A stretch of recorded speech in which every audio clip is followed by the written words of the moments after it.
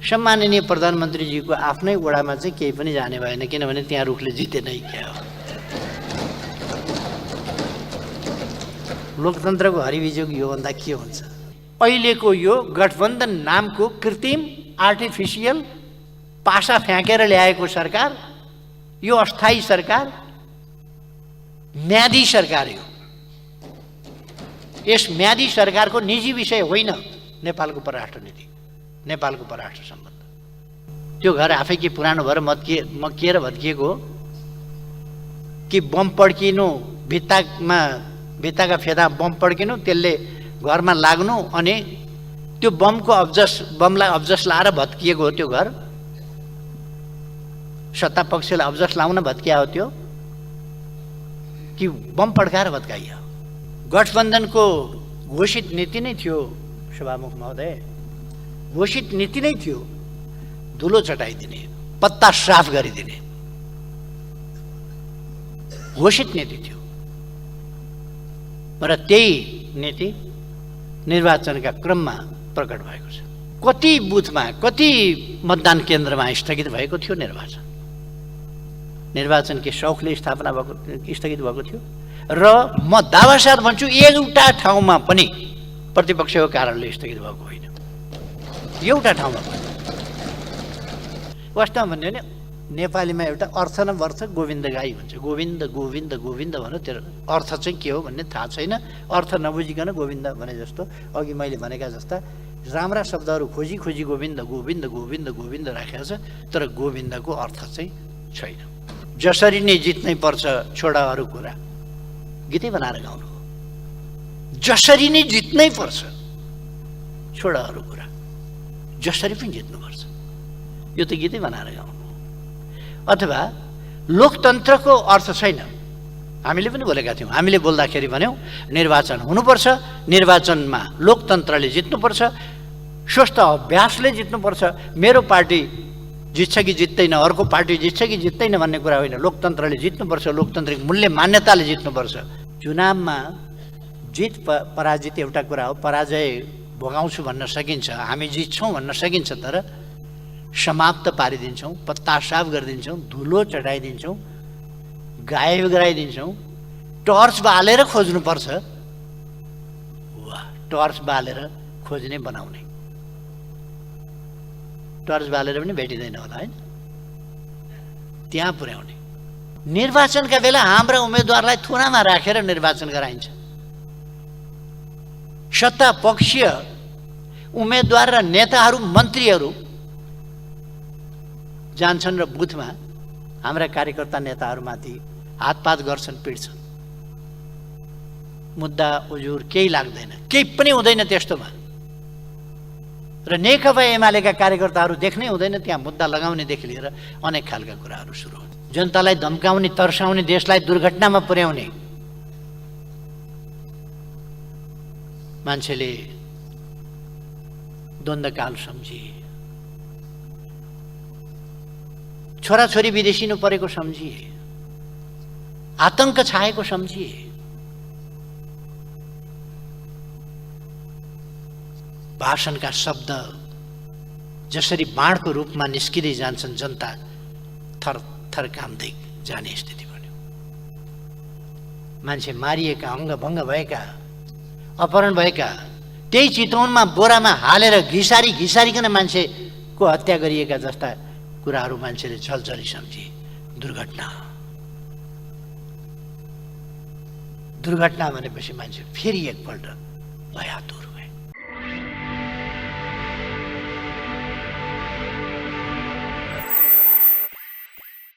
सम्माननीय सभामुख महोदय, नेपाल सरकारले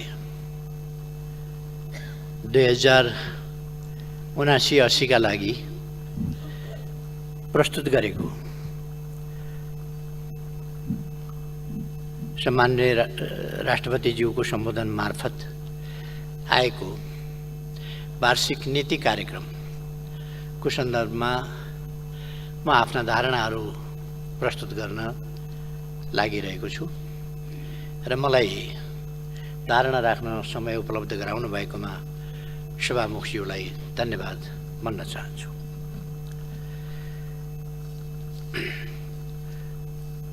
सभामुख महोदय, आज यस अधिवेशनको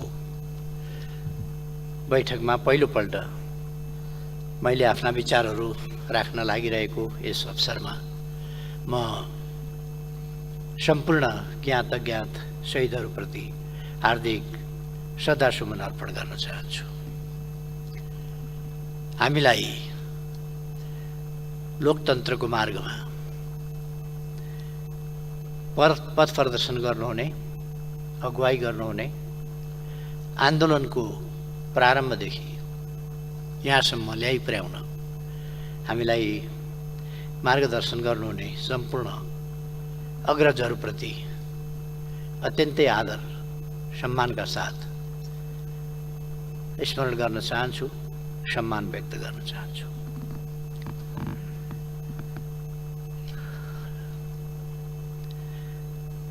सभामुख महोदय,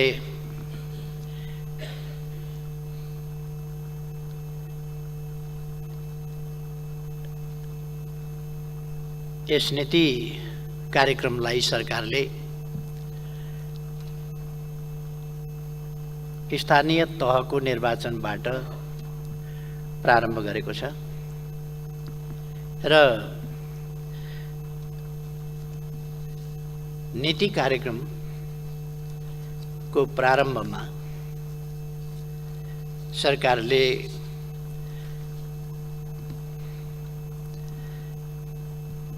निष्पक्ष, स्वतन्त्र, शान्तिपूर्ण, स्वच्छ र भयरहित वातावरणमा सम्पन्न यस निर्वाचनले लोकतन्त्रलाई जगैदेखि बलियो बनाएको उल्लेख गरेको छ।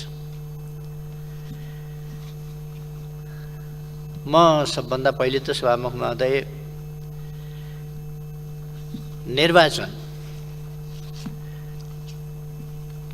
वास्तवमै लोकतन्त्रको अनिवार्य, अपरिहार्य र आधारभूत अन्तर्वस्तु हो, मानक हो र निर्वाचन बिनाको लोकतान्त्रिक व्यवस्था हामी कल्पना पनि गर्न सक्दैनौँ। निर्वाचन जस्तो हुनुपर्छ र वास्तवमै निर्वाचन स्वच्छ, निष्पक्ष, धाँधलीरहित हुनुपर्छ, विश्वसनीय अथवा क्रेडिबल हुनुपर्दछ र आम जनताले भयमुक्त वातावरणमा निर्धक्कका साथ मताधिकारको प्रयोग गर्न पाउनु पर्दछ। यो हाम्रो अटल विश्वास हो, सर्वोपरि मान्यता हो र हाम्रो अभ्यास हो। बडो मुस्किलले यसपल्ट स्थानीय तहको निर्वाचन अनेक सार्ने प्रयासका बावजुद, खास गरी कानुन बमोजिम भन्ने हो भने निर्वाचन भएको मितिले त्यो 5 वर्ष पुग्नभन्दा 2 महिना अगाडि नै निर्वाचन गरेर प्रतिनिधिहरू तयार राख्नुपर्दछ। जस्तो कि हामीले फागुन 20 गते राष्ट्रिय सभाका सदस्यहरूको समय समाप्त हुन्छ भने माघ 12 गते नै निर्वाचन गरेर राष्ट्रिय सभाका सदस्यहरू तयार राख्यौँ यसपल्ट पनि। त्यसै गरेर कानुनी व्यवस्था नै रहेको छ, 2 महिना अगावै निर्वाचन सम्पन्न गर्नुपर्छ।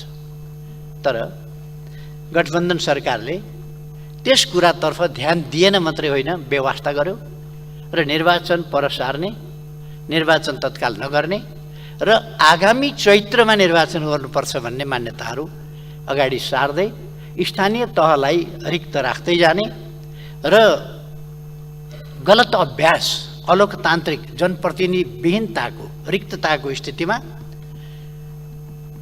मुलुक सञ्चालन गर्ने गलत अभ्यास थालनी गर्ने, त्यो गर्दै गयो। बडो मुस्किलले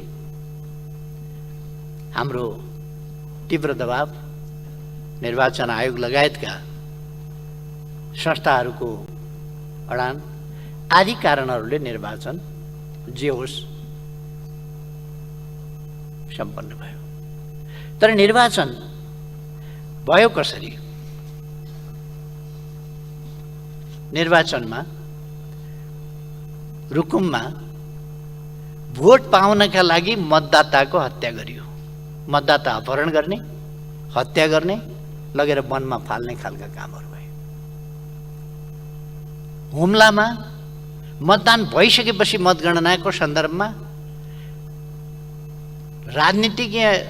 राजनीतिक कार्यकर्ताहरू घरमा आएर बसे, खाना खाए, कुरा गर्दै थिए। त्यस्तैमा कार्यकर्ताको बाबु आँगनमा भएको माथि हमला गरियो र उनको हत्या गरियो।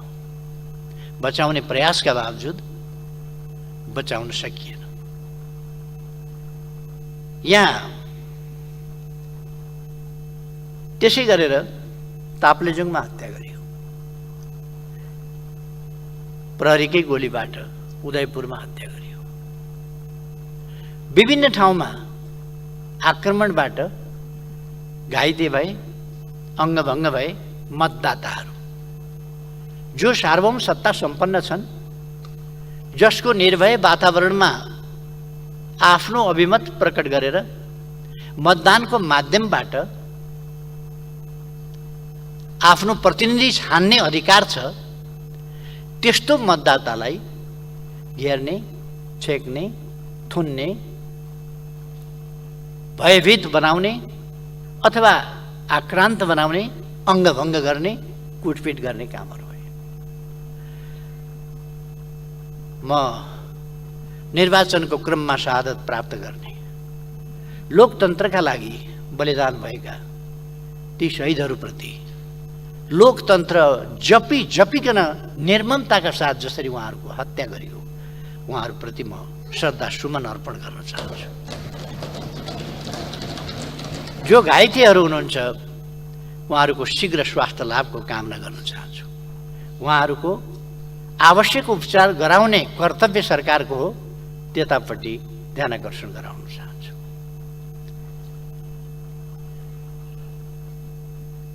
निर्वाचन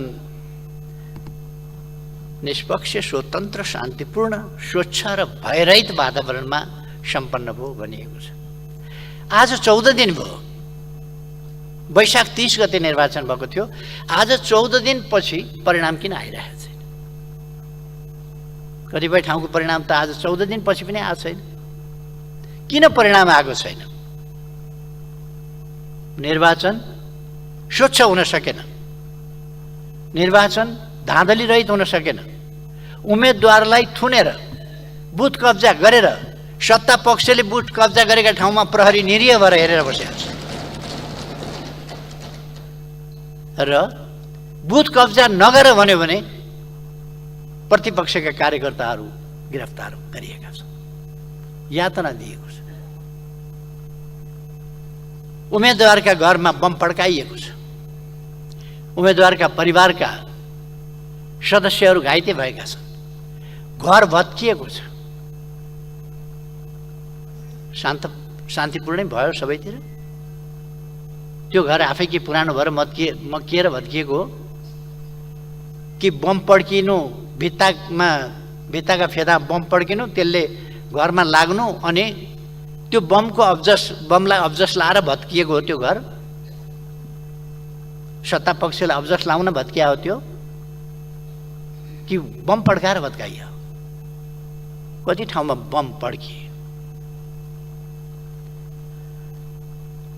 र सबै ठाउँमा प्रतिपक्षका विरुद्ध प्रहार भएको छ। गठबन्धनको घोषित नीति नै थियो, सभामुख महोदय, घोषित नीति नै थियो धुलो चटाइदिने, पत्ता साफ गरिदिने घोषित नीति थियो। र त्यही नीति निर्वाचनका क्रममा प्रकट भएको छ। मैले सुरुमा निर्वाचनको दिन पर्याप्त सूचनाहरू आएका थिएनन्। केही ठाउँमा छिटफुट हिंसाका घटनाहरू भएका होलान्, आम रूपमा शान्तिपूर्ण भएको होला भन्ने ठानेको थिएँ। दुर्गम दूरदराजका ठाउँहरूको रिपोर्ट आएको थिएन।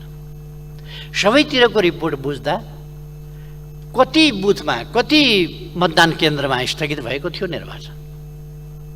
निर्वाचन के शौखले स्थगित भएको थियो। र म दावासाथ भन्छु एउटा ठाउँमा पनि प्रतिपक्षको कारणले स्थगित भएको होइन। एउटा ठाउँमा सत्तामा बसेर सरकारको त कर्तव्य हुन्छ शान्तिपूर्ण ढङ्गले सम्पन्न गर्ने, तर सत्तापक्ष आफैले निर्वाचनलाई शान्तिपूर्ण हुन नदिने, जसरी भए पनि परिणाम आफ्नो पक्षमा पार्नुपर्ने गीतै बनाएर गाउनुभयो उहाँहरूले। जसरी नै जित्नै पर्छ छोडा अरू कुरा, गीतै बनाएर गाउनुभयो। जसरी नै जित्नै पर्छ छोडा अरू कुरा, जसरी पनि जित्नुपर्छ, यो त गीतै बनाएर गाउनुभयो। अथवा लोकतन्त्रको अर्थ छैन, हामीले पनि बोलेका थियौँ, हामीले बोल्दाखेरि भन्यौँ निर्वाचन हुनुपर्छ, निर्वाचनमा लोकतन्त्रले जित्नुपर्छ, स्वस्थ अभ्यासले जित्नुपर्छ। मेरो पार्टी जित्छ कि जित्दैन, अर्को पार्टी जित्छ कि जित्दैन भन्ने कुरा होइन, लोकतन्त्रले जित्नुपर्छ, लोकतान्त्रिक मूल्य मान्यताले जित्नुपर्छ, लोकतान्त्रिक अभ्यासले जित्नुपर्छ। तर अलोकतान्त्रिक प्रवृत्तिहरू प्रकट हुनु हुँदैन, हामीले पनि बोलेका थियौँ। तर जसरी नै जित्नुपर्छ। एकजना नेताजीको भाषणै आयो,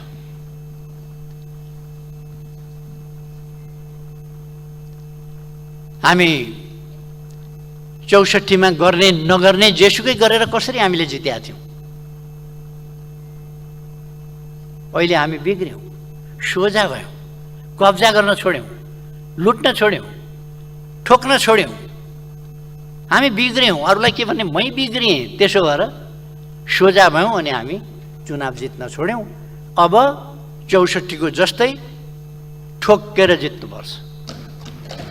गठबन्धनका एकजना शीर्ष नेताको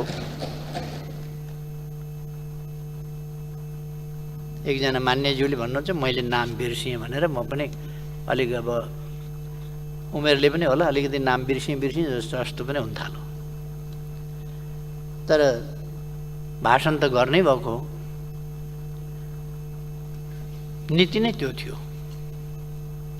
त्यसकारण निर्वाचन पहिलो कुरा त स्वतन्त्र, निष्पक्ष, धाँधली रहित र शान्तिपूर्ण वातावरण एवं भयरहित वातावरणमा सम्पन्न हुनु पर्दथ्यो। यसभन्दा अगाडि 74को निर्वाचन गराउँदा पनि मूलतः यही गठबन्धन थियो, मुख्य रूपमा यही गठबन्धन थियो। नेपाली कांग्रेस र माओवादी केन्द्र नै सरकारमा थिए, तर यति साह्रो यस्तो गद्दा, यस्तो हिंसात्मक, यस्तो आक्रामक र लोकतन्त्रलाई एउटा मजाकको विषय बनाएर जितलाई, स्वार्थलाई केन्द्रभागमा राखेर लोकतान्त्रिक अभ्यासको धज्जी उडाउने काम यति साह्रो भएको थिएन 74मा पनि। यसपल्ट नयाँ कीर्तिमान, मैले आफूले भाग नलिए पनि सानै छँदादेखि 15 सालदेखिको निर्वाचनको अभ्यास हेर्ने मौका पाएँ। पछिल्ला अवधिमा त हामीले नजिकबाट निर्वाचन निहाल्ने मौका पायौँ। पछिल्लो समयदेखि त हामी आफै निर्वाचनमा राम्रैसँग सहभागी भयौँ। पञ्चायत कालमा पनि हामीले जनपक्षीय भनेर पनि सहभागिता जनाएका थियौँ। यस्तो नाङ्गो ढङ्गले राज्य संयन्त्रको दुरुपयोग गरेर कब्जै गर्ने खालको सत्तापक्षीय क्रियाकलाप यो तहमा त पञ्चायतले पनि गर्दैन थियो होला, त्यति साह्रो यसपल्ट भयो।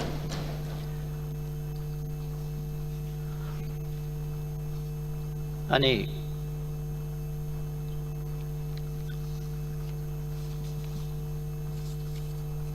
यहाँ निर्वाचन त्यसरी गराएको छ, प्रतिपक्ष सिद्ध्याउँछु भन्ने उद्घोषका साथ सत्ता पक्षका नेताहरूले, मैले दुनियाँमा कहीँ सुनेको छैन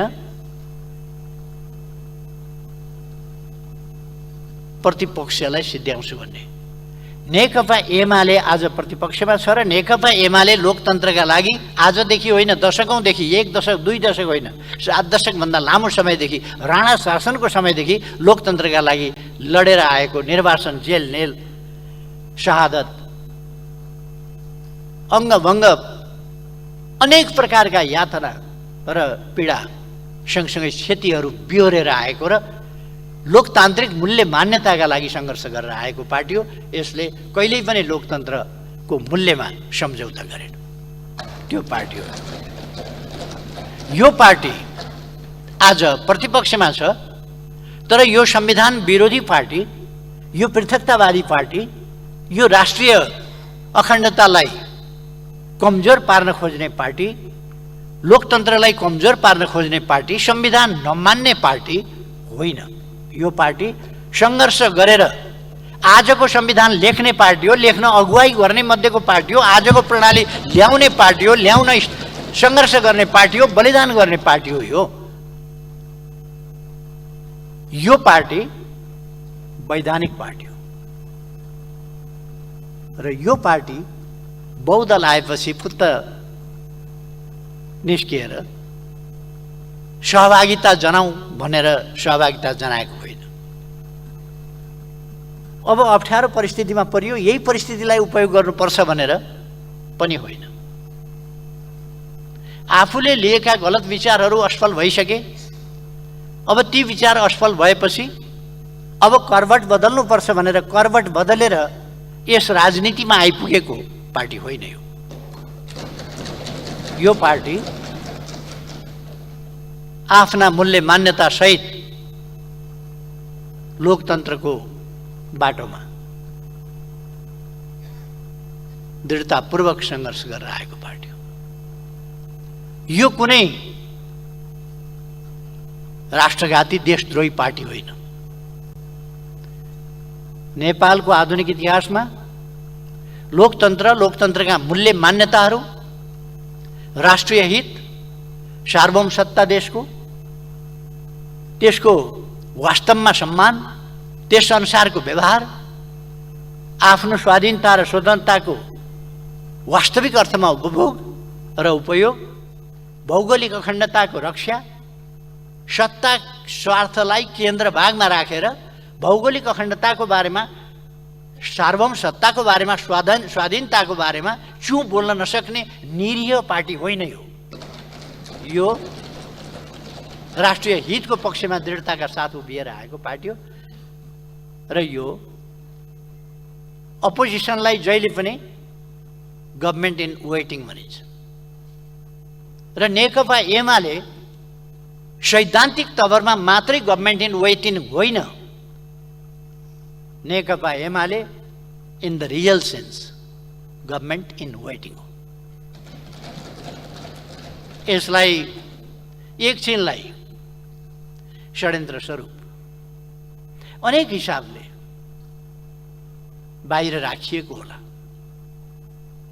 तर लोकतान्त्रिक आन्दोलनको इतिहास अभ्यास यसमा लोकतन्त्रको समुद्रमा पौडी खेल्न जान्ने पार्टी हो यो र पौडी खेलेर आएको छ, दाउपेचबाट होइन, पौडी खेलेर यहाँसम्म आएको छ र बैशाखी टेकेर होइन। यस म्याराथन दौडमा बैशाखी टेकेर होइन, आफ्ना खुट्टाले दौडिएर आएको पार्टी छ अहिलेसम्म। अनि यस पार्टीलाई सत्ता पक्षले सिद्ध्याउँछु भन्छ। सिद्ध्याउँछु भन्ने हक कहाँबाट आयो? चुनावमा जित पराजित एउटा कुरा हो, पराजय भोगाउँछु भन्न सकिन्छ, हामी जित्छौँ भन्न सकिन्छ, तर समाप्त पारिदिन्छौँ, पत्ता साफ गरिदिन्छौँ, धुलो चढाइदिन्छौँ, गायब गराइदिन्छौँ, टर्च बालेर खोज्नुपर्छ। वाह, टर्च बालेर खोज्ने बनाउने, टर्च बालेर पनि भेटिँदैन होला होइन, त्यहाँ पुर्याउने। अनि अन्तिम पेजमा 144औं बुँदामा पुग्दा के लेख्नुहुन्छ फेरि भने,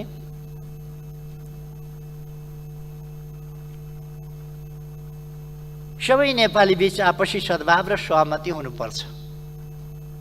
राष्ट्रिय सहमति र प्रतिबद्धताबाट यस नीति तथा कार्यक्रममा अन्तर्निहित उद्देश्य प्राप्त गर्न सकिन्छ भन्ने सरकारको विश्वास रहेको छ।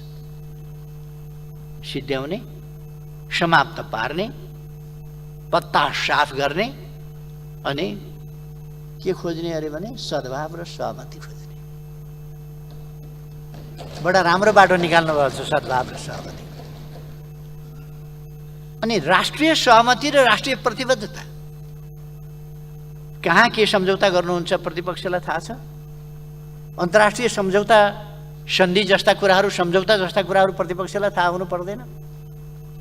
ती कुराहरू भएका छैन, हुनुपर्ने आवश्यकता बोध हुँदैन।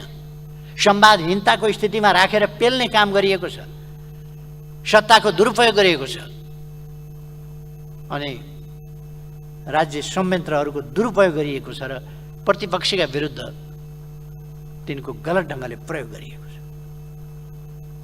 निर्वाचनका बेला हाम्रा उम्मेदवारलाई थुनामा राखेर निर्वाचन गराइन्छ। सत्ता पक्षीय उम्मेदवार र नेताहरू, मन्त्रीहरू जान्छन् र बुथमा हाम्रा कार्यकर्ता नेताहरूमाथि हातपात गर्छन्, पिट्छन्। मुद्दा उजुर केही लाग्दैन, केही पनि हुँदैन त्यस्तोमा। र नेकपा एमालेका कार्यकर्ताहरू देख्नै हुँदैन, त्यहाँ मुद्दा लगाउनेदेखि लिएर अनेक खालका कुराहरू सुरु हुन्छ। अनि भन्नुहुन्छ राष्ट्रिय सहमति र प्रतिबद्धताबाट, अनि केमा प्रतिबद्धता जनाउने?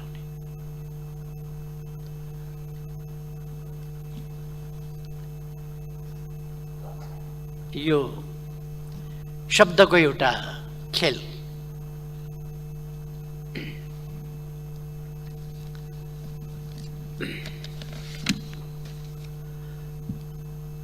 सभामुख महोदय, यो नीति कार्यक्रम भनेर 65 पृष्ठमा 145वटा बुँदा राखेर ल्याइएको छ। यसमा रहेका भनाइका अर्थ र अन्तर्वस्तुतर्फ पटक्कै ध्यान नगइकन वर्णमालाका अक्षरहरूभित्र रहेर हेर्दा व्याकरणीय र वाक्य अशुद्धता, सङ्गति नमिल्नु, चास्नीमा नडुबाएको तेलमा मात्रै तारेको जेरी जस्तो खल्लो गुजुल्टिएको, चास्नीमा हाल्न भ्याएको छैन त्यसलाई। र अर्थ निस्किँदै ननिस्किने आधा पेजको वाक्य, कहाँबाट कहाँ, एक ठाउँबाट सुरु हुन्छ, कहाँ जान्छ, त्यसको प्रस्थान बिन्दु के हो, त्यसको आदि के हो, मध्य के हो, अन्त्य के हो, थाहा छैन। गुजुल्टिँदै गुजुल्टिँदै गुजुल्टिँदै कहाँ कहाँ के भनिएर त्यो अन्त हुन्छ। यतापट्टि म धेरै जान चाहन्न। यो सरकारै त्यस्तै छ, जेरी जस्तो गुजुल्टिएको, कतै गन्तव्य नभएको, केही नभएको, कुनै नीति छैन कहाँ पुग्ने। कसको नीति चाहिँ यसको नीति हो? म धेरै केही त भन्न चाहन्न।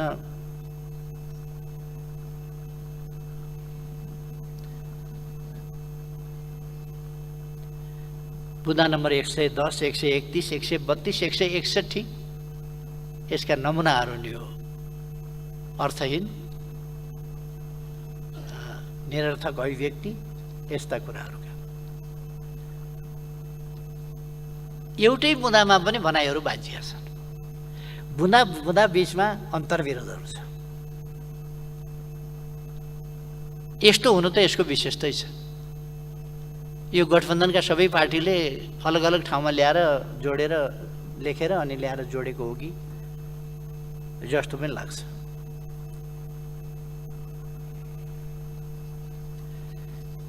यस्तो देखिन्छ मसौदाका भनाइहरू गठबन्धन सरकारका आफ्ना होइन, अन्य कुनै प्रतिवेदनका आधारमा वा कहीँ जारी भएको अवधारणा बमोजिम भनेर पनि प्रस्तुत भएको रहेछ। त्यसमा म पछि आउन चाहन्छु कुन कुन अवधारणा बमोजिम के रहेछ। बुँदा नम्बर 73 र 77 हेरिसकेपछि अरू 143 बुँदाको पनि अनुमान, अरू बाँकी 143वटा बुँदाहरूको पनि अनुमान सहजै गर्न सकिने रहेछ। किनभने यो विचारो गठबन्धन आफैमा आफूले बनाएको नभई बमोजिम नै भएको सर्वविदितै छ। त्यसकारण यो बमोजिम नै छ। मस्यौदा हेर्दा नीति तथा कार्यक्रममा भनिएका अधिकांश विषयहरू कस्ता छन् भने थप प्रभावकारी बनाउने, ठोस कार्ययोजना ल्याउने, सबल बनाउँदै लैजाने, आवश्यक कानुनी नीतिगत र संस्थागत व्यवस्था गर्ने, पुनरावलोकन गर्ने, थप प्रोत्साहन गर्ने, सहज बनाइने, सामञ्जस्य कायम गर्ने, विशेष योजना ल्याइने, थप विश्वसनीय र भरपर्दो बनाइने, प्रयोग बढाइने भन्ने जस्ता शब्द जालको पुलिन्दाको रूपमा यो आएको छ। के गर्ने भन्दा पनि खोजिकन सायद यी मिठा मिठा शब्दहरू सबल बनाउँदै लाने, सबलीकरण गर्दै लाने, प्रोत्साहन गर्ने, नवप्रवर्तनकारी ढङ्गले अगाडि बढाउने, यस ठाउँमा यसो गर्ने भन्ने कुरा भन्दा यस्ता कुराहरूको शब्दजाल यसमा बनेर जनता अल्मल्याउने अभ्यास भएको छ। के कार्य गर्ने, कुन उद्देश्यका साथ गर्ने, कसरी गर्ने, कति समयभित्र गरिसक्ने, के प्रतिफल र नतिजाको प्राप्त अपेक्षा गरिया छ, के प्राप्त गर्ने, कति समयभित्र गरिसक्ने, देश र जनतालाई के फाइदा पुग्छ, के फाइदा पुर्याउने, कुन समस्या समाधान हुन्छ, त्यसबाट कुन अवसरको सदुपयोग हुन्छ, तत्काल, मध्यकाल र दीर्घकालमा त्यसको के असर हुन्छ, नीति कार्यक्रम बनाउँदा यता कुनै मतलब र बुझाइ भएको देखिँदैन। यस्तो केही पनि छैन यो नीति कार्यक्रम। विज्ञहरूको संयन्त्र निर्माण गर्ने, मन्त्रालय, निकाय, संस्था र जिल्लाहरू पुनरावलोकन गर्ने, पुनर्संरचना गर्ने, खारेज गर्ने भनेर राज्यको कोर सिस्टमप्रतिको अविश्वास र राज्य संयन्त्रलाई अनिश्चयको सङ्केत दिने स्पष्ट भनाइहरू यसमा जताततै देखिन्छ। यसको अलिकति सविस्तार यो मैले के तर्फ सङ्केत गरेको भन्ने पछि म व्याख्या गर्नेछु थोरै। बुँदा नम्बर 136 ले त ढुक्कसँग भ्रष्टाचारलाई प्रवर्धन गर्ने घोषणा नै गरेको छ। भ्रष्टाचारलाई प्रवर्धन गर्ने बुँदा नम्बर 136 ले प्रवर्धनात्मक उपाय अवलम्बन गरेर भ्रष्टाचार अगाडि बढाइने होला। प्रवर्धन गर्ने भनेको त बढाउने, वृद्धि गर्ने हो नेपाली भाषामा, शब्दकोशमा। प्रवर्धन गरिने, प्रवर्धनात्मक उपाय गरिने भन्ने स्पष्ट लेख्नु पनि भएको छ, छाप्नु पनि भएको छ, वितरण पनि गर्नुभएको छ, वाचन पनि गर्नुभएको छ। भन्न मन त थिएन। अब सम्माननीय प्रधानमन्त्रीजीले राष्ट्रपतिज्यूको सम्बोधन मार्फत आएको नीति कार्यक्रममा छलफल गरौँ भनेर प्रस्ताव गर्नुभएको हुनाले भन्नै पर्यो, नत्र भने मलाई भनिरहन मन थिएन क्या। यसै बुँदालाई आत्मसात गर्दै अरू धेरै बुँदाहरूले भ्रष्टाचारलाई मार्ग प्रशस्त गर्ने सङ्केत दिएका छन्। त्यसमा म पछि जान चाहन्छु। यस्तो वाक्य संरचना रहेको प्रस्तुत मस्यौदालाई वास्तवमा भन्यो भने नेपालीमा एउटा अर्थ न वर्थ गोविन्द गाई भन्छ। गोविन्द गोविन्द गोविन्द भन्यो, त्यो अर्थ चाहिँ के हो भन्ने थाहा छैन। अर्थ नबुझिकन गोविन्द भने जस्तो अघि मैले भनेका जस्ता राम्रा शब्दहरू खोजी खोजी गोविन्द गोविन्द गोविन्द गोविन्द राखेको छ, तर गोविन्दको अर्थ चाहिँ छैन।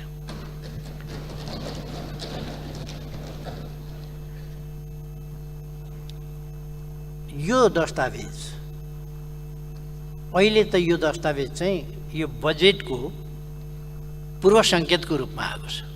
यसले बजेटमा हुने थुप्रै कुराहरू पनि बोलेको छ र यसको बजेटी कार्यान्वयन र यसभित्र अन्तर्निहित मनसायहरू, भ्रष्ट मनसायहरू आगामी बजेट मार्फत यसको पपुलिस्ट प्रवृत्ति, गैर जिम्मेवार प्रवृत्ति, अनुत्तरदायी प्रवृत्ति र अर्थतन्त्रप्रति खेलबाड गर्ने प्रवृत्ति, यी कुराहरू बजेट मार्फत प्रष्ट हुनेछन् भन्ने कुरा यसमा देखिन्छ। मैले यो आजै भनेको छु, यसलाई सत्ता पक्षले असत्य साबित गर्न सक्छ भने गरोस्, समय छ।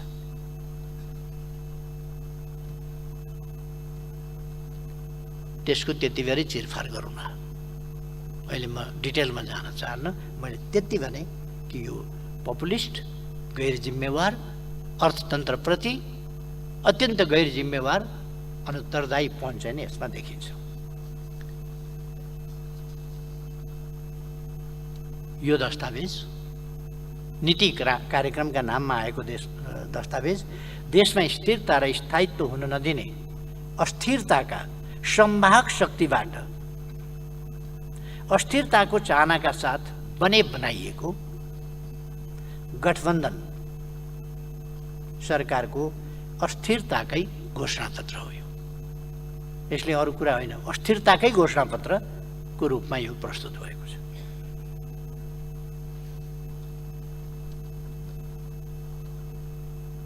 भारतको संसदमा अटल बिहारी वाजपेयीजीमाथि अविश्वासको प्रस्ताव राखेका बेला त्यहाँका एकजना सांसदले संसदमा बोल्नुभएको कुरा मलाई यसो सम्झना आयो। अटल बिहारी वाजपेयीजीलाई अविश्वास राखेर हटाउँदै गर्दा ती सांसदले भन्नुभएको थियो, भगवान राम जो अयोध्याको राज प्राप्त गर्ने वैधानिक हकदार थिए, तर उनलाई 14 वर्ष वनवास पठाइयो।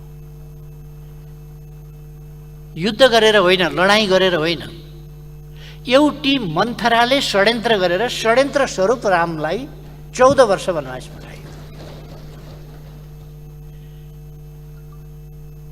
युधिष्ठिर, यो त्रेतायुगको कुरा भयो। युधिष्ठिर द्वापर युगमा हस्तिनापुरको राजको उत्तराधिकारी थिए, वैधानिक उत्तराधिकारी थिए। उनले पाउनु पर्दथ्यो तत्कालीन न्यायको हिसाबले। तर त्यहाँ शकुनी नामको एउटा पात्र थियो जसले षड्यन्त्र स्वरूप 12 वर्ष वनवास र 1 वर्ष गुप्तवासको सजाय पाण्डवहरूलाई दिलाए। हकदार उनीहरू थिए, तागत उनीहरूसँग, बल उनीहरूसँग, भीम उनीहरूसँग, अर्जुन उनीहरूसँग, गाण्डीव उनीहरूसँग, कृष्ण उनीहरूसँग, सबै चिज हुँदाहुँदै पनि उनीहरू षड्यन्त्रको कारणले, शकुनीको एउटा षड्यन्त्रले वनवास गए, गुप्तवास गए। एउटी मन्थराको षड्यन्त्रको कारणले राम जस्ता बलवान शक्तिशाली कसैले पराजित गर्न सक्दैन थियो, तर 14 वर्ष वनवास जानु पर्यो भने यहाँ त यति धेरै मन्थरा र यति धेरै शकुनीहरू षड्यन्त्रमा रत छन् अनि वनवास न्यायिक अधिकार पनि अटल बिहारीबाट खोज्नु कुन ठुलो कुरा भयो। यति धेरै मन्थरा र शकुनीहरू षड्यन्त्ररत छन् भनेर एकजना माननीयले भारतीय संसदमा बोल्नुभएको कुरा मैले स्मरण मात्रै गरेको। नेपालमा कस्तो ठ्याम्मै जस्ताको तस्तै लागू भएको देख्दाखेरि अचम्म लाग्छ। यति धेरै मन्थरा, यति धेरै शकुनीहरू षड्यन्त्ररत छन्। अनुचित ढङ्गले पासै फालेर जितेर ल्याएको सरकार होइन र यो गठबन्धन। पासै फालेको त हो नि। अब त्यस्तो सरकारले ल्याएको नीति कार्यक्रम कस्तो हुन्छ भन्दा त्यसैको प्रतिबिम्ब जस्तो छ।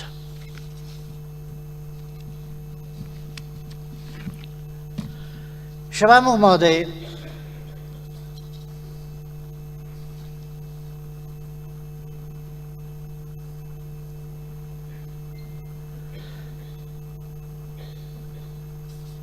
मैले अघि नै भने कस्तो अवस्थामा हामीले धेरै मेहनत गरेर निर्वाचन सम्पन्न गर्न परेको थियो र सफल भएका छौँ।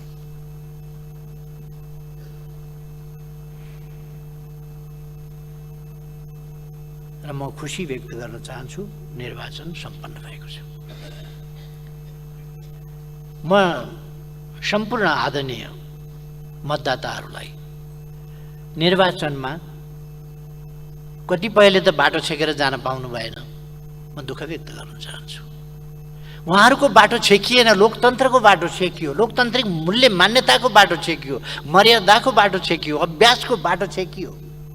यहाँ गठबन्धनले सोचेको होला केही मतदाताको बाटो छेकियो भनेर केही मतदाताको बाटो छेकिएको प्रश्न मात्रै होइन यो प्रश्न लोकतान्त्रिक अभ्यासको बाटो, निर्वाचन प्रणालीको बाटो, अभ्यासको प्रक्रियाको बाटो छेकिएको।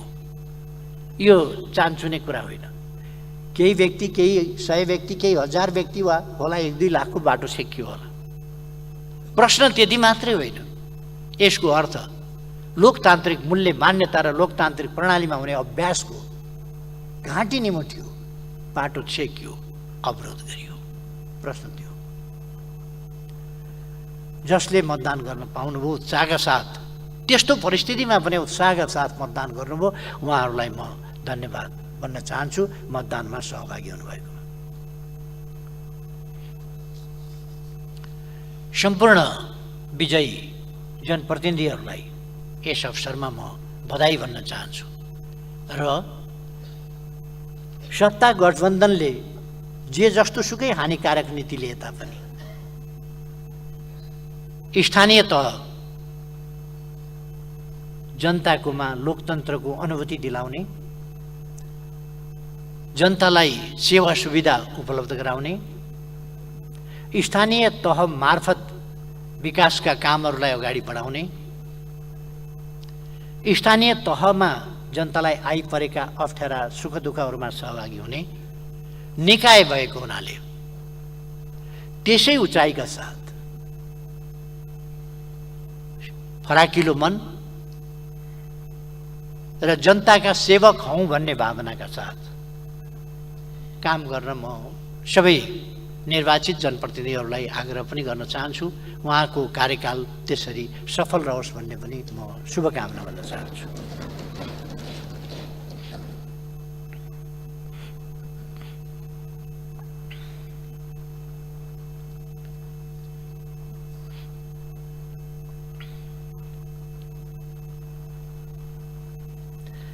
मैले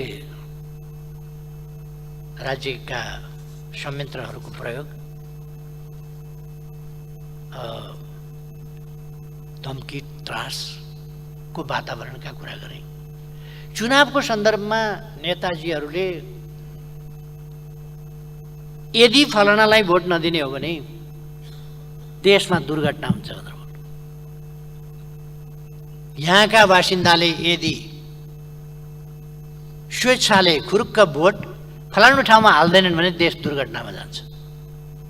यदि खुरुक्क हाल्छन् भने म उत्साहित हुन्छु, गठबन्धन कायम रहन्छ आदि धम्कीको भाषा, जनतालाई धम्काउने, तर्साउने, देशलाई दुर्घटनामा पुर्याउने मान्छेले द्वन्द्वकाल सम्झिए, छोराछोरी विदेशिनु परेको सम्झिए, आतंक छाएको सम्झिए।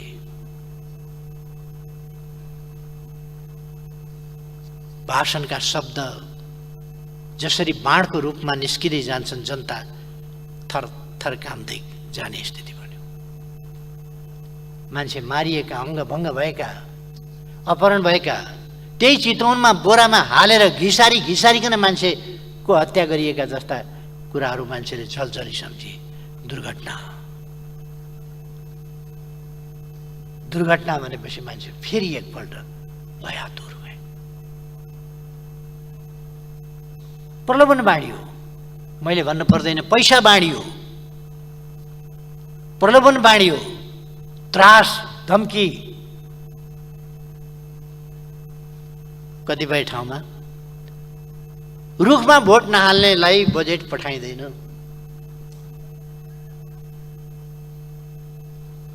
संयोगकै कुरा हो, डडेलधुरामा मेडिकल कलेज जाने भएछ। कुन पालिकामा कांग्रेसले जित्या छ त्यसमा जाने होला, कहाँनिर जाने हो धन। अमरगढी जित्या छ कि छैन? अमरगढी कांग्रेसले जित्या भए त ठिकै छ। कुन कुनामा लगेर राख्नु पर्ने हो मेडिकल कलेज? किन कांग्रेसले जित्या छैन भने? सम्माननीय प्रधानमन्त्रीजीको आफ्नै वडामा चाहिँ केही पनि जाने भएन, किनभने त्यहाँ रुखले जितेनै क्या हो। लोकतन्त्रको हरिविजोग योभन्दा के हुन्छ? खैर, यी त सम्माननीय सभामुख महोदय, एउटा पनि कुरो अतिशयोक्ति गरिएको छैन, बढाइ चढाइ गरिएको छैन, केही गरिएको छैन र जस्ताको तस्तै मैले चर्चा गरेको मात्रै हुँ सभामुख महोदय।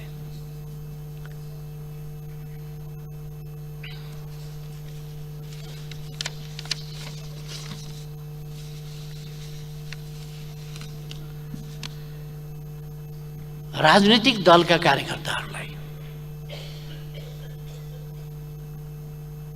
हाम्रो सम्मानित सर्वोच्च अदालतले दलबाट निर्वाचित भएर, दलको उम्मेदवार भएर, दलका कार्यकर्ता जनता खटेर निर्वाचित गरेका प्रतिनिधिहरूमाथि व्हिप जारी गर्न पाइँदैन भन्ने सम्मानित सर्वोच्च अदालत यसै देशमा आदेश जारी गर्छ। राजनीतिक दलप्रतिको आफ्नो निष्ठा अनुसार भोट हाल्न मत दिन नपाइने भन्ने दलका नेताहरूको आदेश जान्छ अर्कातिर। नेपाली कांग्रेसले रुखमा भोट हाल्न नपाइने, भोट हाल्नेलाई कारबाही गर्ने आदेश फरमान जारी गर्यो। अरू पार्टीहरूले पनि त्यस्तै आदेश फरमान जारी गरे। जनतालाई समेत धम्काइयो भने कार्यकर्ताको त कुरा के भयो?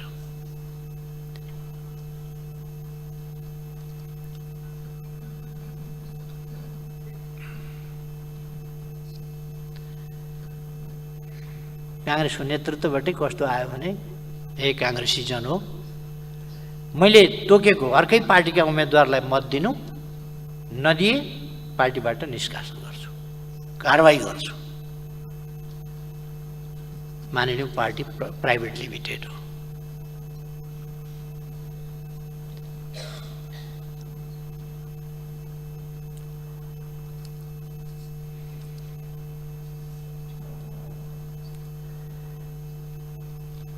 सत्ता पक्षका कार्यकर्ताहरूबाट विपक्षीलाई, आम मतदाताहरूलाई तत्काल दुःख दिने काम मात्रै होइन, भविष्य नै समाप्त पार्ने खालका धम्कीहरू दिए। ठाउँ ठाउँमा आक्रमण, कतिको ज्यान गयो, अङ्गभङ्ग भयो, मैले अघि नै भनिसकेँ। प्रशासन माथिको आदेशले निरीह भएर, कर्तव्यच्युत भएर बस्न बाध्य भयो, गलत क्रियाकलाप गर्न बाध्य भयो। राष्ट्र सेवकहरूलाई हामीले निष्पक्ष ढङ्गले काम गर्न होइन, पक्षधरताका साथ कुकर्म गर्न, गलत ढङ्गले परिचालन गर्ने खालका क्रियाकलाप भए। ज्यादै दुःखको कुरा हो लोकतन्त्रका निम्ति।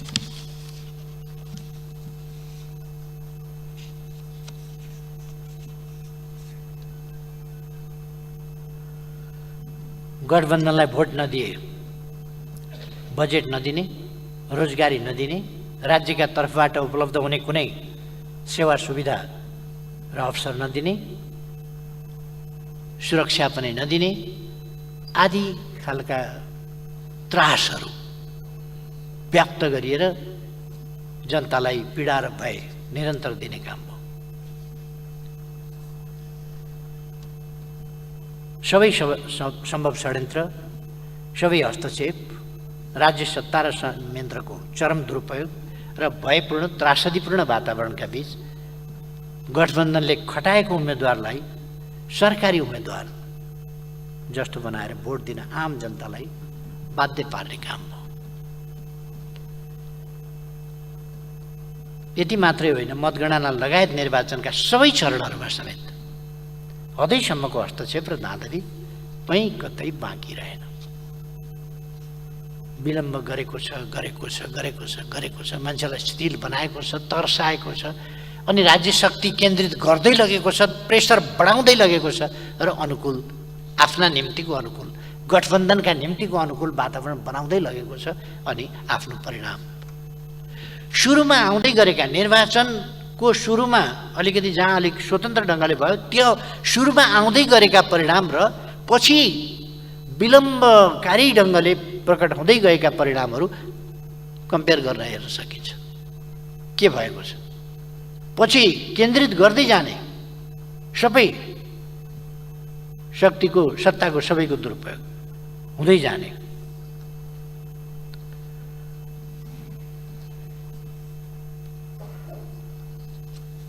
न आफूले भनेका उम्मेदवारलाई मतदान गर्न पाइयो, न स्वच्छ ढङ्गले मतदान स्थलमा जान पाइयो।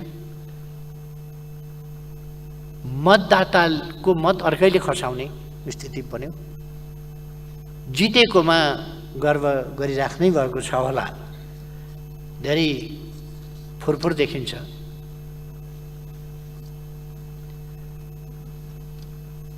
धेरै मतदाताहरूको मत चाहिँ गठबन्धनका प्रतिनिधिहरूले खसाएको, अशक्त बुढाबुढी भनिएकाहरूको निर्वाचन अधिकृतले खसाउनु पर्ने ठाउँमा कार्यकर्ताले खसाउने, यस्ता खालका देखिए। संक्षिप्तमा भन्दा निर्वाचन जस्तो हुनु पर्थ्यो त्यस्तो भएन र निर्वाचन भयो। एउटा खुसीको कुरा हो, लोकतान्त्रिक अभ्यासले एउटा अभ्यासले जित्यो, तर जस्तो निर्वाचन हुनु पर्थ्यो त्यस्तो भएन। परिणाम त्यसरी प्रकट हुन पाएन, किनभने जनताले त्यसरी परिणाम प्रकट गर्न पाएन।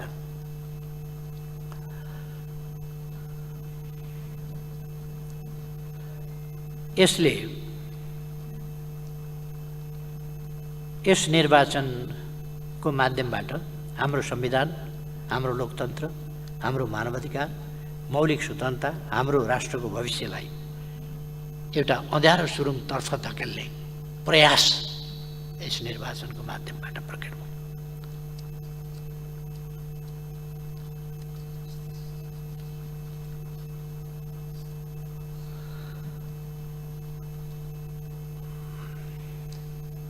यस सम्बन्धमा म अहिले यति धेरै पनि नभनौँ। अब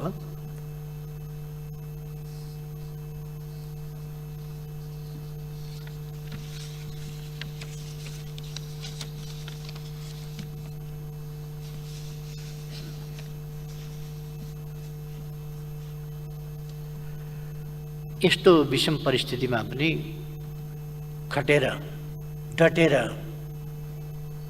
नेकपा एमालेको यस्तो चौतर्फी घेराबन्दी षड्यन्त्र लुटपाटका बीचमा पनि एमालेका लागि यो परिणाम ल्याउनेसम्म दृढताका साथ खटेका लडेका नेकपा एमालेका कार्यकर्ताहरूलाई म नेता कार्यकर्ता सबैलाई धन्यवाद भन्न चाहन्छु। र यस्तो परिस्थितिमा भने उल्लेख्य मतका साथ उल्लेख्य रूपमा सिटमा विजयी हुनुभएका जनप्रतिनिधिहरू, एमालेका जनप्रतिनिधिहरूलाई पनि धन्यवाद भन्न चाहन्छु। यस प्रकारको क्रियाकलाप, अनुचित क्रियाकलाप सधैँका लागि यो टिक्ने कुरा होइन। यस्ता कुराहरू पराजित हुन्छन्। मैले यसै रोस्ट्रमबाट पनि भनेको थिएँ, सत्यको जित हुन्छ। त्यसै कारण मैले अगाडि पनि भनेको थिएँ, हामी सत्यसँग लड्दैनौँ, शक्तिसँग झुक्दैनौँ।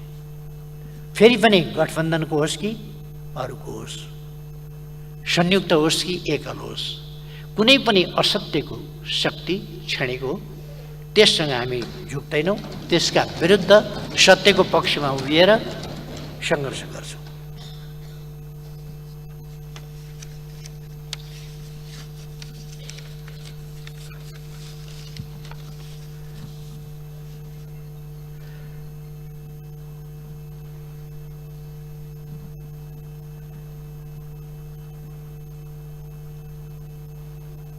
निर्वाचनका क्रममा आफ्नो कर्तव्यबाट पर हटेर अपराध कर्ममा संलग्न व्यक्तिहरूमाथि कारबाही हुनुपर्छ।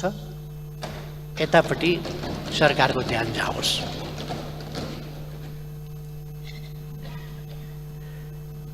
अब अलिकति म यो असन्तुलित र छद्म परराष्ट्र नीतिको सम्बन्धमा, जसले राष्ट्रिय हितमा गम्भीर आघात पुर्याएको छ, त्यसको सन्दर्भमा सभामुख महोदय यो गठबन्धनले यस नीति कार्यक्रममा ल्याएको र त्यसभन्दा आसपासमा देखा परेका क्रियाकलापको थोरै चर्चा संक्षिप्तमा गर्न चाहन्छु।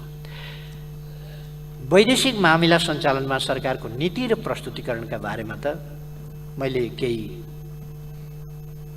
बोल्नु पर्ला जस्तो नै लाग्दैन। सिङ्गो सदन र आम जनसमुदायले देख्नै भएको छ, महसुस गर्नै भएको छ। विदेश नीतिको सवालमा यो गठबन्धन क्रसरोडमा छ।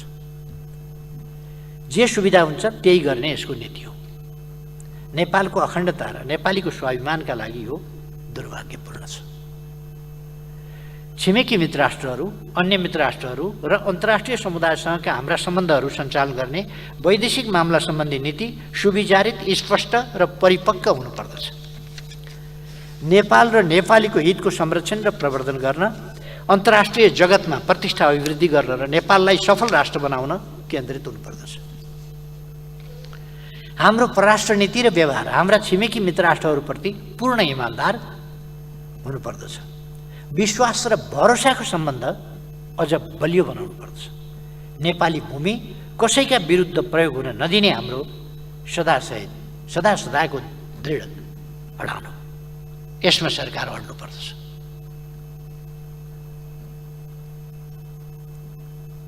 हाम्रो परराष्ट्र नीति पारस्परिक लाभ र सम्मानमा आधारित हुनुपर्दछ। स्वतन्त्र, तटस्थ, असंलग्न र निष्पक्ष हुनुपर्दछ। सार्वभौम समानताको नीति अवलम्बन गरिनुपर्दछ। वास्तविक अर्थ र मर्मका साथ आफ्नो देशको स्वाधीनता र स्वतन्त्रताको प्रयोग हुनुपर्दछ। न्याय र अन्तर्राष्ट्रिय उत्तरदायित्वलाई बिर्सनु हुँदैन। कसैको आन्तरिक मामलामा कुनै प्रकारको हस्तक्षेप हामी गर्दैनौँ र आफू पनि स्वीकार्दैनौँ। कसैको पक्ष वा विरोधमा न्यायपूर्ण तटस्थतालाई हामीले छोड्न हुँदैन। यस गठबन्धनले वैदेशिक मामिला सञ्चालन गर्दा सिङ्गो राष्ट्रको प्रतिनिधित्व गर्न सकेको छैन। राष्ट्रको अखण्डता र स्वाधीनताको संरक्षण गर्ने आँट अहिलेको गठबन्धन सरकारसँग छैन। यसको अलिकति तपसिलमा म पछि व्याख्यामा जान्छु। राष्ट्रको अखण्डता र स्वाधीनताको संरक्षण गर्ने आँट यसमा छैन। यसले त केवल गठबन्धनको प्रतिनिधित्व गरेका छ र गठबन्धनको सत्ता स्वार्थ र गठबन्धनको संरक्षणको मात्रै यसलाई ध्यान छ। राष्ट्र, राष्ट्रियता, भौगोलिक अखण्डता कुनै कुरामा त्यसको ध्यान छैन। नेपाली जनता, नेपालको संविधान, संसद, प्रतिपक्ष र नेपालको परराष्ट्र नीतिका आधारभूत मूल्य, मान्यता र मर्मलाई गठबन्धनले प्रतिनिधित्व गर्न सकेको छैन। केवल गठबन्धनको निहित सत्ता स्वार्थलाई मात्र प्रतिनिधित्व गरेको छ। चरम अपरिपक्वता र उत्ताउलोपनाबाट ग्रसित यस गठबन्धनले राष्ट्रिय स्वार्थमाथि खेलवाड गर्दै हाम्रो परराष्ट्र नीतिलाई कमजोर र सङ्कटापन्न बनाउँदै गएको स्पष्ट देखिसकेको छ। छिमेकी मित्र राष्ट्रहरूको संवेदनशीलता र मर्म माथि गैर जिम्मेवार र पक्षधरताको नीति यस गठबन्धनले लिएको छ। छिमेकी मित्र राष्ट्रहरू र अन्तर्राष्ट्रिय समुदायसँग सम्बन्ध सञ्चालन गर्दा हाम्रो देशका तर्फबाट पुरा गर्नुपर्ने संवैधानिक कानुनी प्रक्रियाहरू निर्माण गर्नुपर्ने राष्ट्रिय सहमति र समझदारीप्रति यो गठबन्धन सरकारले पूर्ण व्यवस्था गरेको छ।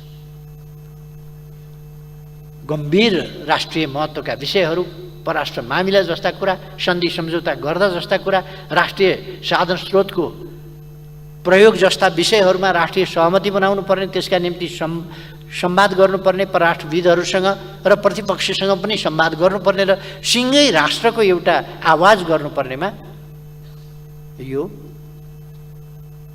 त्यतापट्टि होइन, उल्टो बाटो हिँडेर, हुन त यो बनेकै कम्फर्टेबल भइदिनका लागि बनेको हो। त्यसकारण यो कम्फर्टेबल हुने बाटो बाहेक यसले केही समातेन।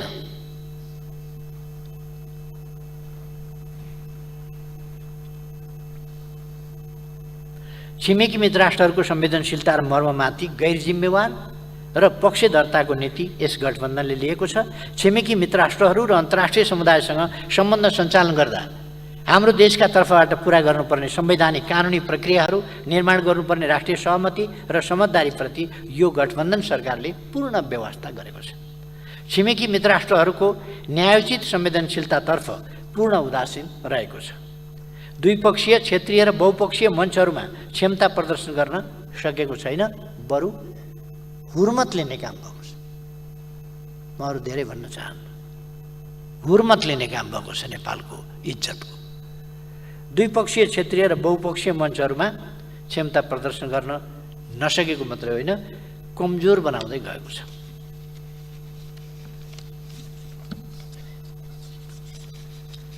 हाम्रो परराष्ट्र नीतिलाई असन्तुलित, आवेगपूर्ण र गठबन्धनको सत्ता स्वार्थमा सङ्कुचित बनाएको छ। मैले बोलेका कुराहरूमा यदि सत्ता पक्षीय नेताजीहरूलाई कुनै आपत्ति छ भने तथ्य प्रमाण सहित यहाँहरूसँग बहस गर्न सदैव तत्पर रहेको कुरा म यहाँहरूलाई निवेदन गर्छु। कुनै पनि मिथ्या आरोप होइन, सत्य तथ्यमा आधारित कुरा म भनिरहेको छु। राष्ट्रिय स्वार्थतर्फ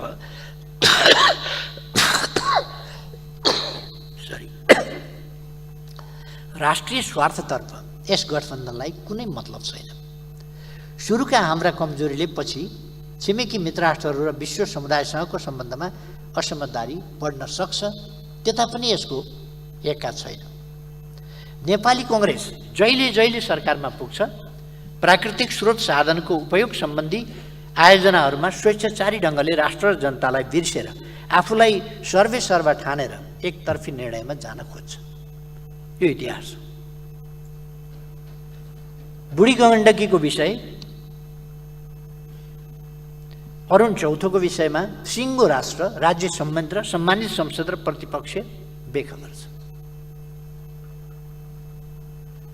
यति मात्र होइन, विदेशी कूटनीतिज्ञहरू, मन्त्रीहरू, प्रतिनिधिहरूको भ्रमणलाई न्यूनतम कूटनीतिक मर्यादा र अन्तर्राष्ट्रिय मान्यता अनुकूल बनाउन यो सरकार सक्दैन, चाहँदैन, लाचार छ।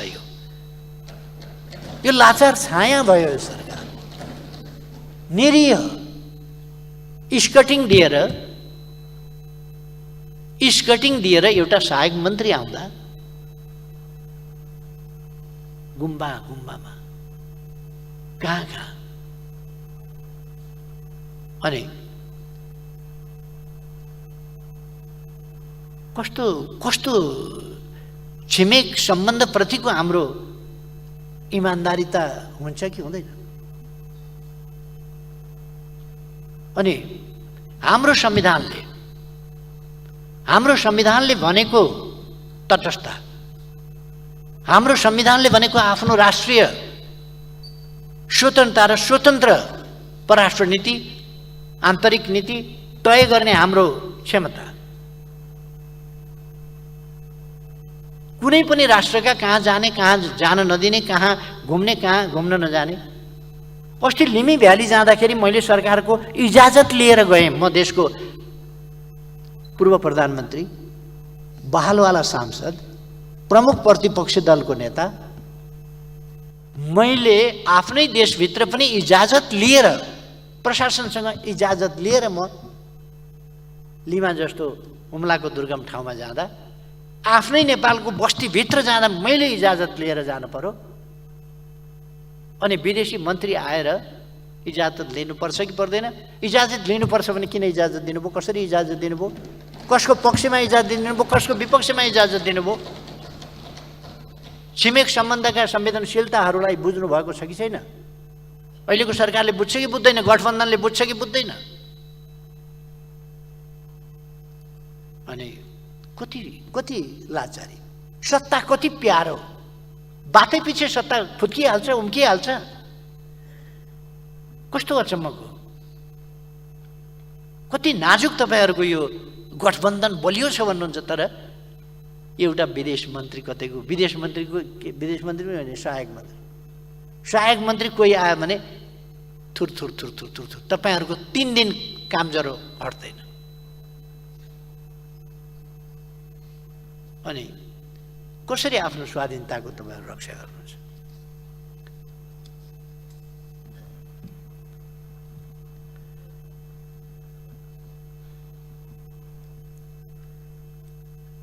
र यसरी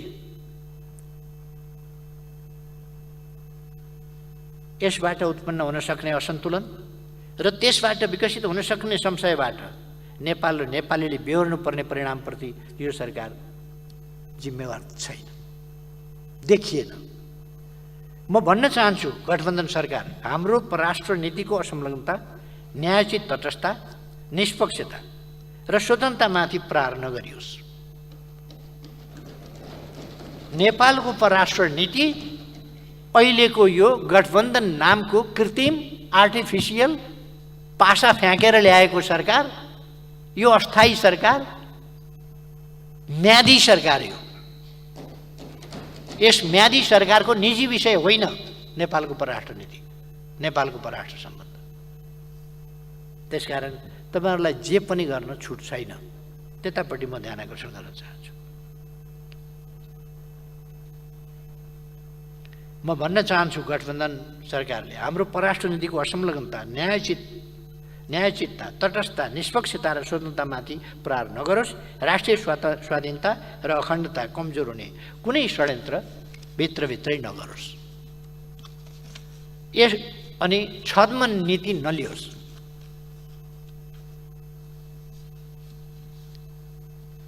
एकातिर हामी एक चीन नीतिमा नेपाल छ भन्छौँ। सम्माननीय प्रधानमन्त्रीज्यू, मैले उठाएका प्रश्नहरूको यहाँको जवाफ आउनुपर्छ। नेपाल एक चीन नीतिमा छ कि छैन? नेपाल हाम्रा छिमेकीहरूसँग छद्म मुखले एउटा कुरो व्यवहारमा अर्को कुरो होइन, वास्तविक अर्थमा ट्रान्सपरेन्ट ढङ्गले सन्तुलित, एकअर्कामा नखेल्ने, एउटा कार्ड अर्काको विरुद्ध प्रयोग नगर्ने र आफ्नो भूमि प्रयोग गर्न नदिने यस नीतिमा अडिग छ कि छैन? र वास्तवमा हामी हाम्रो परराष्ट्र नीतिको सम्बन्धमा म जवाफको क्रममा यो नीति कार्यक्रममा त लुते, कस्तो कहाँसम्म सीमा छ भन्ने पनि थाहा छैन, के हो विषय, के हो कुरो, के हो समस्या, के हो पनि थाहा छैन, बोल्न सकेका छैन। यस्तो छ।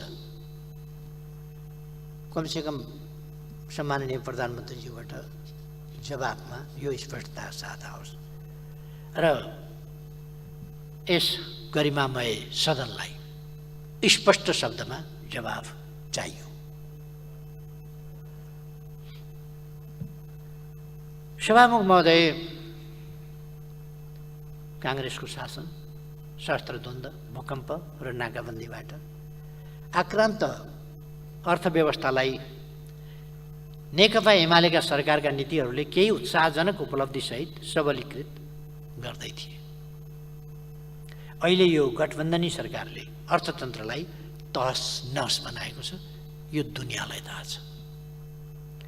मूल्य वृद्धि अकासिएको छ, बेरोजगारी बढेको छ, व्यापार घाटा चुलिएको छ, वैदेशिक मुद्राको सञ्चिति अर्थतन्त्रलाई धरापमा पार्ने, औषधि तथा स्वास्थ्य उपकरण, खाद्यान्न, निर्माण सामग्री, शैक्षिक सामग्री लगायतका अत्यावश्यक सामग्रीहरूको आयातमा गम्भीर प्रतिकूल असर पर्ने गरी कम भएको छ। यस गठबन्धनी सरकारले अर्थतन्त्रलाई सङ्कटापन्न बनाएको छ। अर्थतन्त्र सञ्चालनका सम्बन्धमा गठबन्धन सरकारको अराजक व्यवहारको कारणले मौद्रिक तरलताको समस्याले गम्भीर रूप लिएको छ। लगानीको क्षेत्र समस्याग्रस्त भएको छ। बचतको स्थिति यस्तो छ कि विकास निर्माणका कामको ठेक्का लिएका ठेकेदारहरूले काम सम्पन्न गरेर भुक्तानी माग्न आउँदा भुक्तानी दिन सक्ने अवस्था छैन। राष्ट्रिय बचत र वैदेशिक मुद्राको सञ्चितिको गलत, असन्तुलित र गैर जिम्मेवार प्रयोग गर्नुका साथै वैदेशिक ऋणको अपचलन गरेर अर्थतन्त्रमा अहिले देखिएको लाज ढाक्ने प्रयास गरेको छ। यो गठबन्धनी सरकारले अर्थतन्त्रका समस्या सम्बोधन गर्नका लागि कुनै ठोस नीति कार्यक्रम देखेको छैन र मुलुकलाई गम्भीर आर्थिक सङ्कट हुँदै असफलतातर्फ धकेल्दैछ।